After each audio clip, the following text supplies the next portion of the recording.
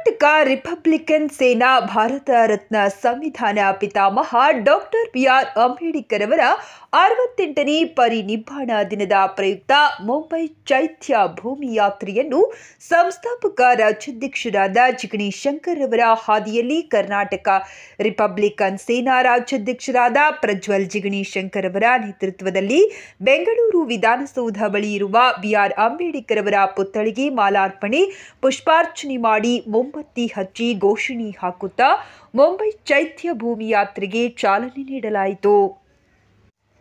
ಇನ್ನು ಕಾರ್ಯಕ್ರಮದಲ್ಲಿ ಕರ್ನಾಟಕ ರಿಪಬ್ಲಿಕನ್ ಸೇನಾ ರಾಜ್ಯಾಧ್ಯಕ್ಷರಾದ ಪ್ರಜ್ವಲ್ ಜಿಗಣಿ ಶಂಕರ್ ಅವರು ಹಾಗೂ ಕರ್ನಾಟಕ ರಿಪಬ್ಲಿಕನ್ ಸೇನಾ ಸಂಘದ ಪದಾಧಿಕಾರಿಗಳು ಹಾಗೂ ಮಹಿಳೆ ಪದಾಧಿಕಾರಿಗಳು ಅನೇಕ ದಲಿತ ಮುಖಂಡರುಗಳು ಭಾಗವಹಿಸಿ ಕಾರ್ಯಕ್ರಮವನ್ನು ಯಶಸ್ವಿಗೊಳಿಸಿದರು.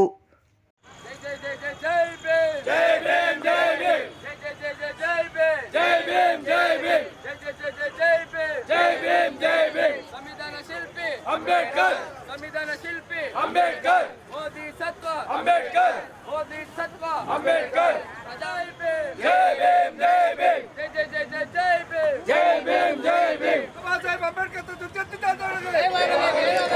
भारत रत्न अंबेडकर भारत रत्न अंबेडकर भारत रत्न अंबेडकर संविधान शिल्पी अंबेडकर मोदी सत्व अंबेडकर मोदी सत्व अंबेडकर जय भीम जय भीम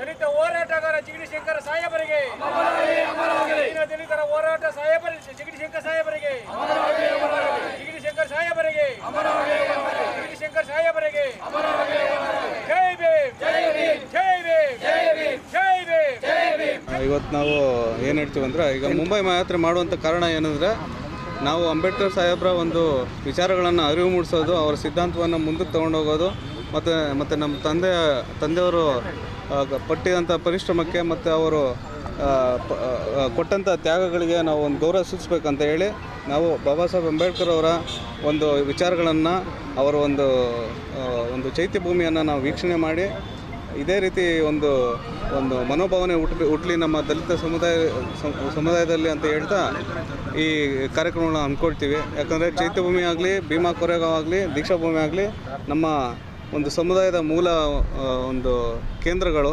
ಅದಕ್ಕಾಗಿ ಈ ಒಂದು ಕಾರ್ಯಕ್ರಮವನ್ನು ಹಮ್ಮಿಕೋಬೇಕಂತ ನಾವು ಈ ಕೆಲಸಗಳನ್ನು ಮಾಡ್ತಾಯಿದ್ವಿ. ನಮ್ಮ ದಲಿತ ಸಮುದಾಯದಲ್ಲೂ ಕೇಳ್ಕೊಳ್ಳೋದು ಇದೇ ಒಂದು ವಿಚಾರ. ನೀವು ಆದಷ್ಟು ಅಂಬೇಡ್ಕರ್ ತತ್ವ ಸಿದ್ಧಾಂತಗಳನ್ನು ಪಾಲಿಸಿ ಚೈತ್ಯಭೂಮಿ, ದೀಕ್ಷಾಭೂಮಿ ಹಾಗೂ ಭೀಮಾ ಕೊರೆಗಾಂವ್ನ ವೀಕ್ಷಣೆ ಮಾಡಿ ನಮ್ಮ ದಲಿತ ಸಮುದಾಯದ ಒಂದು ಶಕ್ತಿಯನ್ನು ಕಾಣಿ ಅಂತ ಹೇಳೋಕ್ಕೆ ಇಚ್ಛೆಪಡ್ತೀನಿ. ಹೋರಾಟಕ್ಕೆ ಮತ್ತು ತಂದೆಯವ್ರಿಗೆ ಸಲ್ಲಿಸುವಂಥ ಒಂದು ಗೌರವ ಅಷ್ಟೇ. ನಾವು ನಮ್ಮ ಜವಾಬ್ದಾರಿಯನ್ನು ಮಾತ್ರ ಮಾಡ್ತಾಯಿದ್ದೀವಿ. ಆ ಕರ್ತವ್ಯವನ್ನು ನಿಭಾಯಿಸ್ತಿದ್ರೆ ನಾವು ಇಲ್ದಿರೋವಂಥ ಒಂದು ಪರಿಸ್ಥಿತಿ ಅದು. ಅದಕ್ಕಾಗಿ ನಾವು ಒಂದು ಕರ್ತವ್ಯವನ್ನು ಅಷ್ಟೇ ನಿಭಾಯಿಸ್ತಾ ಇದ್ದೀವಿ. ಅವರ ಒಂದು ತ್ಯಾಗ ಬಲಿದಾನಗಳನ್ನು ನಾವು ಈ ರೀತಿ ನೆನೆಸ್ಕೋಬೇಕಂತ ಹೇಳಿ ಈ ಕೆಲಸಗಳನ್ನು ಮಾಡ್ತಾಯಿದ್ವಿ. ಪರಮಪೂಜ್ಯ ಬಾಬಾ ಸಾಹೇಬ್ ಅಂಬೇಡ್ಕರ್ ಅವರ ಪರಿನಿಬ್ಬಾಣ ದಿವಸ ಒಂದು ಮಹಾಯಾತ್ರೆ ಮಾಡಬೇಕಂತಂದೇಳಿ ಬಹುದೊಡ್ಡ ಮಹತ್ವಾಕಾಂಕ್ಷೆಯ ಆಲೋಚನೆಯನ್ನು ಮಾಡಿ ಜಿಗಣಿ ಶಂಕರ್ ಸಾಹೇಬರು 2013ರಲ್ಲಿ ಪ್ರಾರಂಭ ಮಾಡ್ತಾರೆ. ಆ ಸಂದರ್ಭದಲ್ಲಿ ನಾನು ಬೆಂಗಳೂರು ನಗರ ಜಿಲ್ಲೆ ಅಧ್ಯಕ್ಷನಾಗಿ ಅವ್ರ ಜೊತೆ ಸುದೀರ್ಘ 3 ದಶಕಗಳ ಒಡನಾಡಿಯಾಗಿ ಅವ್ರು ತಗೊಳ್ಳುವಂಥ ಪ್ರತಿ ನಿರ್ಧಾರದಲ್ಲೂ ಸಹ ನಾವು ಪಾಲ್ದಾರರಾಗಿ ಭಾಗಿಯಾಗ್ತಾಯಿದ್ವಿ. ಅವರ ಅಗಲಿಕೆ ನಮಗೆ ಅತ್ಯಂತ ನೋವು ತಂದಿದೆ ಮತ್ತು ಅನೇಕ ಅವಕಾಶ ವಂಚಿತ ಜನಸಮುದಾಯಗಳಿಗೆ ಅವ್ರ ಧ್ವನಿ ಮತ್ತು ಅವರ ಉದ್ದೇಶಗಳು ಮತ್ತು ಆಲೋಚನೆಗಳು, ವಿಚಾರಗಳು ಈ ಸಮಾಜಕ್ಕೆ ಇನ್ನೂ ಬೇಕಾಗಿತ್ತು. ಎಲ್ಲ ಒಂದು ಕಡೆ ಜಿಗಣಿ ಶಂಕರ್ನ ಕಳ್ಕೊಂಡು ಅನೇಕ ಜನಗಳು ಒಂದಿಷ್ಟು ತಬ್ಲಿಯ ಆಗಿದ್ದೀವಿ ಮತ್ತು ಒಂದಿಷ್ಟು ಅನಾಥ ಪ್ರಜ್ಞೆ ನಮ್ಮಲ್ಲಿ ಇನ್ನೂ ಜೀವಂತವಾಗಿದೆ. ಅದೇ ಸಂದರ್ಭಕ್ಕೆ ಅವ್ರ ಮಗ ಪ್ರಜ್ವಲ್ ಅವರು, ನಮ್ಮ ತಂದೆಯವರು ಯಾವ ಮಾರ್ಗದಲ್ಲಿ ನಡೀತಾ ಇದ್ದರು, ಬಾಬಾ ಸಾಹೇಬ್ರ ಚಿಂತನೆಗಳು ವಿಚಾರಗಳ ದಾರಿನಲ್ಲಿ ನಾನು ಸಾಗಬೇಕು ಮತ್ತು ನಮ್ಮ ತಂದೆಯವರಿಗೆ ಯಾವ ರೀತಿಯಾದ ಈ ಜನಸಮುದಾಯ ಶಕ್ತಿಯನ್ನು ತುಂಬಿತ್ತು, ಆಧಾರವಾಗಿ ನಿಂತಿತ್ತು, ಬೆಂಬಲವಾಗಿ ನಿಂತಿತ್ತು, ಧ್ವನಿಯನ್ನು ಕೊಟ್ಟಿತ್ತು. ಅದೇ ಬೆಂಬಲವ ನನಗೂ ಸಹ ಇರಲಿ. ಹಿರಿಯರಾದ ನೀವೆಲ್ಲರೂ ಸಹ ನನಗೆ ಬೆಂಬಲವನ್ನು ಕೊಡಬೇಕು. ನಿಮ್ಮ ಜೊತೆಯಲ್ಲಿ ನಾನೂ ಸಹ ಸಪಾಟಿಯಾಗಿ ಕೆಲಸ ಮಾಡಲಿಕ್ಕೆ ನಾನು ಸಿದ್ಧ ಇದ್ದೀನಿ ಅಂತ ಅಂದಾಗ ನಮ್ಮೆಲ್ಲರಿಗೂ ಅನಿಸಿದ್ದು, ನೀನು ವಯಸ್ಸಲ್ಲಿ ಕಿರಿಯೋನಾದ್ರೂ ಸಹ ನೀನು ತಾಯಿ ಗರ್ಭದಲ್ಲಿರ್ಬೇಕಾದ್ರೆ ಬಾಬಾ ಸಾಹೇಬ್ ಅಂಬೇಡ್ಕರ್ ವಿಚಾರಗಳು, ತಂದೆ ಪೆರಿಯಾರ್ ವಿಚಾರಗಳು, ನಾರಾಯಣ ಗುರುಗಳ ವಿಚಾರಗಳು, ಇಂಥ ವಿಚಾರಗಳು ತಿಳಿದು ಕಲ್ತವ್ನು ನೀನು. ನಿನಗೆ ವಯಸ್ಸಿನ ವಿಷಯ ನಿನಗೆ ಬರೋದಿಲ್ಲ. ನಿನಗೆ ಅನುಭವದ್ದು ಮತ್ತು ಕಣ್ಣಾರೆ ಕಂಡಿದ್ದು ಪ್ರಾಕ್ಟಿಕಲ್ ಆಗಿದೆ. ನೀನೇ ಈ ಕರ್ನಾಟಕ ರಿಪಬ್ಲಿಕ್ ಸೇನೆಯ ಅಧ್ಯಕ್ಷರಾಗಿ ನೀನು ಮುಂದುವರಿ, ನಮ್ಮೆಲ್ಲ ಸಹಕಾರ ಇದೆ ಅಂತಂದೇಳಿ ನಾವು ಅವ್ರಿಗೆ ಸಹಕಾರ ಕೊಟ್ಟಿದ್ವಿ. ಮತ್ತು ಅವರ ಮಾರ್ಗ ಮುಂದೆ ಇದರಲ್ಲಿ ಅವರು ಕಾರ್ಯಕ್ರಮನ ಮುಂದುವರಿಸ್ಕೊಂಡು ಹೋಗ್ತಾರೆ. ನಮ್ಗೆ ಅತ್ಯಂತ ಸಂತೋಷ. ನಾವು ಪ್ರತಿಯೊಬ್ಬರು ಅಂಬೇಡ್ಕರ್ಗಳ ಅನುಯಾಯಿಗಳಾಗಿ ನಾವೆಲ್ಲರನ್ನು ಚೈತ್ಯ ಭೂಮಿಗೆ ಹೋಗಲೇಬೇಕು. ಅಂಬೇಡ್ಕರ್ ಅವರಿಗೆ ನಾವು ನಮನವನ್ನು ಸಲ್ಲಿಸಿ ಅಲ್ಲಿಂದ ನಾವು ಇವತ್ತು ನೈಟ್ ಹೊರಟು 6ನೇ ತಾರೀಕು ಅಲ್ಲಿ ಸೇರ್ತೀವಿ. 6ನೇ ತಾರೀಕು 1956ನೇ ವರ್ಷದಂದು ಅಂಬೇಡ್ಕರ್ ಅವರು ನಿಧನ ಆದರು. ಅದರ ಅಂಗವಾಗಿ ನಾವೆಲ್ಲರೂ ಅವ್ರಿಗೆ ಹೋಗಿ ನಮನ ಸಲ್ಲಿಸಲೇಬೇಕು. ಅವರು ಕೊಟ್ಟಿರೋ ಕೊಡುಗೆಗಳು ಎಲ್ಲರಿಗೂ ಗೊತ್ತಿರುವಂಥದ್ದು. ಅವರ ಕೊಡುಗೆಗೆ ನಾವು ನಮನ ಸಲ್ಲಿಸಲೇಬೇಕಾಗತ್ತೆ. ದಿವಂಗತ ಜಿಗಣಿ ಶಂಕರ್ ಸಾಹೇಬರ ನೈಋತ್ಯದಲ್ಲಿ ಈ ಯಾತ್ರೆಯನ್ನು ಪಾಲ್ಗೊಂಡಿದ್ದೇವೆ. ಆದರೆ ಅವರ ಮಾರ್ಗದರ್ಶನದಲ್ಲಿ ನಾವೆಲ್ಲರೂ ಒಂದೇ ದಿಟ್ಟ ಮನಸ್ಸಿನಲ್ಲಿ ಹೋರಾಟಗಳನ್ನು ಮಾಡಬೇಕು. ಹಾಗೂ ದೀನದಲಿತರಿಗೆ ಹಾಗೂ ವಿದ್ಯಾರ್ಥಿಗಳಿಗೆ ಈಗ ತುಂಬ ಅನ್ಯಾಯ ಆಗ್ತಾಯಿದೆ. ಅದರ ಬಗ್ಗೆ ಕೂಡ ನಾವು ಹೋರಾಟ ಮಾಡಬೇಕೆಂದರೆ ಮುಂದಿನ ಕಾರ್ಯಕ್ರಮಗಳು ಹಾಕ್ಕೊಂಡಿದ್ದೀರಿ. ಇದಕ್ಕೆ ಮುನ್ಸೂಚನೆಯಾಗಿ ಪ್ರಜ್ವಲ್ ಜಿಗಣಿ ಶಂಕರ್ ಅವರು ನಮಗೆ ಮಾರ್ಗದರ್ಶನ ತೋರಿಸ್ತಾ ಇದ್ದಾರೆ. ಅವರ ತಂದೆ ದಾರಿಯಲ್ಲಿ ಅವರು ನಡಿಬೇಕಂತ ಹೇಳ್ಬಿಟ್ಟು ನಾವೆಲ್ಲರೂ ಆಶಿಸುತ್ತೇವೆ. ಇದರ ಬಗ್ಗೆ ನಾವು ತುಂಬ ಸಂತೋಷವಾಗಿ ಈ ಕಾರ್ಯಕ್ರಮ ನಂಬಿಕೊಂಡಿದ್ದೀರಿ. ಜೈ ಭೀಮ್. ಇಲ್ಲ, ಜಿಗಣಿ ಶಂಕರು ಒಟ್ಟು ಹೋರಾಟಗಾರರು, ದಲಿತ ಚಳವಳಿ ಮತ್ತು ಬಹುಜನ ಚಳವಳಿ ಒಟ್ಟೊಟ್ಟಾಗಿ ಬಂದವರು. ಇವತ್ತಿನ ದಿವಸ ಅವರ ಒಂದು ನೇತೃತ್ವದಲ್ಲಿ ನಾವೆಲ್ಲ ಒಂದಾಗಿದ್ವಿ. ಅದೇ ರೀತಿಯಲ್ಲಿ ಅವ್ರ ಮಗನೂ ಸಹ ಆ ಸ್ಥಾನದಲ್ಲಿ ನಾವೆಲ್ಲ ನೋಡ್ತಾ ಇದ್ವಿ.